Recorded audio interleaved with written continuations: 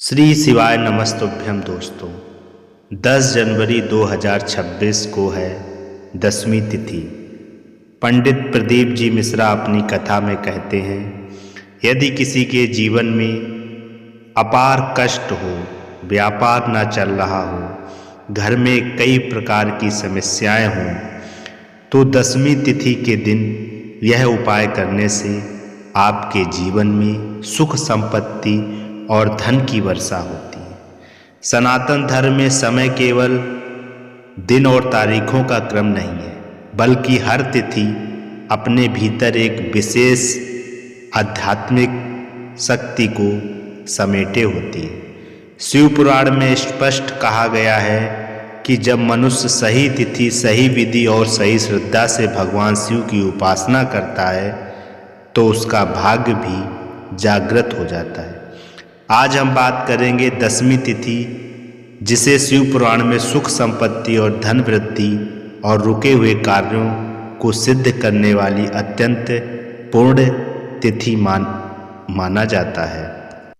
पंडित जी अपनी कथा में कहते हैं, शिव पुराण में उल्लेख आता है कि 10वीं तिथि के दिन शिव तत्व अत्यंत सक्रिय रहता है।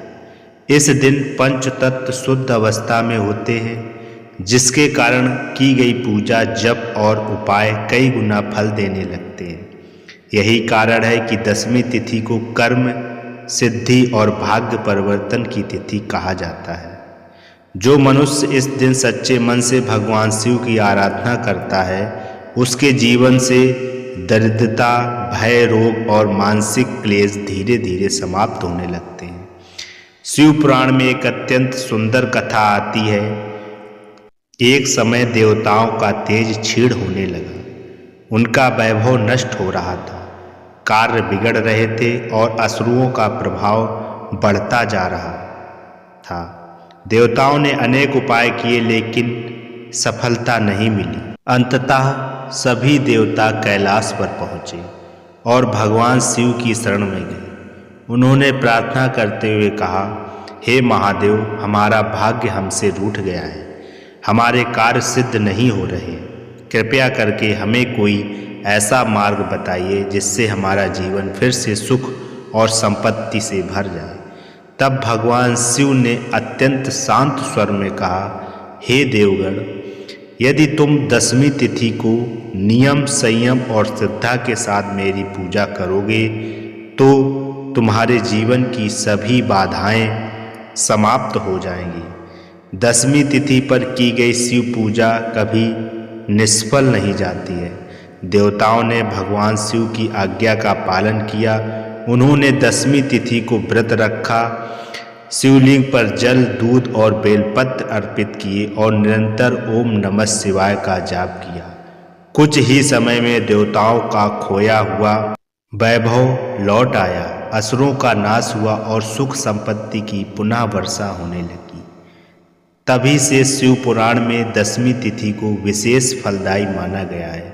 पंडित जी अपनी कथा में कहते हैं, 10वीं तिथि के दिन यदि कोई मनुष्य अपने जीवन में सुख, शांति और धन चाहता है तो उसे इस दिन प्रातःकाल स्नान करके स्वच्छ वस्त्र धारण करने चाहिए। इसके बाद भगवान शिव का स्मरण करते हुए शिवलिंग पर जल अर्पित करना चाहिए। और पंडित जी अपनी कथा में कहते हैं, जल चढ़ाने से पहले जल में थोड़ा सा कच्चा दूध मिलाएं और 3 बेलपत्र अवश्य चढ़ाएं। इसके बाद 108 बार ओम नमः शिवाय मंत्र का जाप करें। शिव पुराण के अनुसार ऐसा करने से धन की कमी दूर होती है, घर में सकारात्मक ऊर्जा आती है और रुके हुए काम बनने लगते हैं। यदि किसी व्यक्ति के जीवन में दरिद्रता, कर्ज या आर्थिक संकट बना रहता है तो 10वीं तिथि को एक विशेष उपाय बताया गया है। इस दिन तिल के तेल का दीपक जलाकर भगवान शिव के सामने रखें और 11 बार महामृत्युंजय मंत्र का जाप करें। ओम त्र्यंबकम यजामहे सुगंधिम पुष्टिवर्धनम।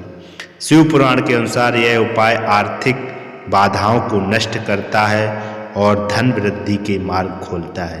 जिन लोगों के कार्य लंबे समय से अटके हुए हैं, चाहे वह विवाह हो, नौकरी हो, व्यापार हो या कोर्ट कचहरी का मामला हो, उनके लिए दसवीं तिथि का एक अत्यंत सरल लेकिन प्रभावशाली उपाय। इस दिन एक सफ़ेद कागज पर अपनी समस्या या इच्छा लिखें, उसे शिवलिंग के पास रखें और 21 बार ओम नमः शिवाय मंत्र का जाप करें। अंत में भगवान शिव से प्रार्थना करें कि हे महादेव, मेरे जीवन के सभी विघ्न दूर करें और मुझे सही मार्ग दिखाएं। शिव पुराण कहता है कि दसवीं तिथि को की गई ऐसी प्रार्थना अवश्य फल देती है। दसवीं तिथि पर कुछ बातों का विशेष ध्यान रखना चाहिए। इस दिन क्रोध नहीं करना चाहिए, झूठ नहीं बोलना चाहिए और किसी भी गरीब, स्त्री या असहाय व्यक्ति का अपमान नहीं करना चाहिए। शिव पुराण में चेतावनी दी गई कि दसवीं तिथि पर किया गया पाप कई गुना होकर फल देता है, इसलिए इस दिन संयम और सदाचार अत्यंत आवश्यक है। प्रिय भक्तों, दसवीं तिथि केवल एक साधारण तारीख नहीं है, यह भगवान शिव की कृपा प्राप्त करने का दिव्य अवसर है। यदि इस दिन श्रद्धा, नियम और विश्वास के साथ शिव उपासना की जाए तो जीवन में सुख, संपत्ति, धन और सफलता की वर्षा निश्चित होती है। महादेव की कृपा से संभव भी असंभव हो जाता है। यदि यह जानकारी आपको अच्छी लगी हो तो इसे महादेव के अन्य भक्तों तक पहुँचाएँ और वीडियो अच्छा लगा वीडियो को लाइक करके चैनल को सब्सक्राइब करें और कमेंट में हर हर महादेव जरूर लिखें। ओम नमः शिवाय।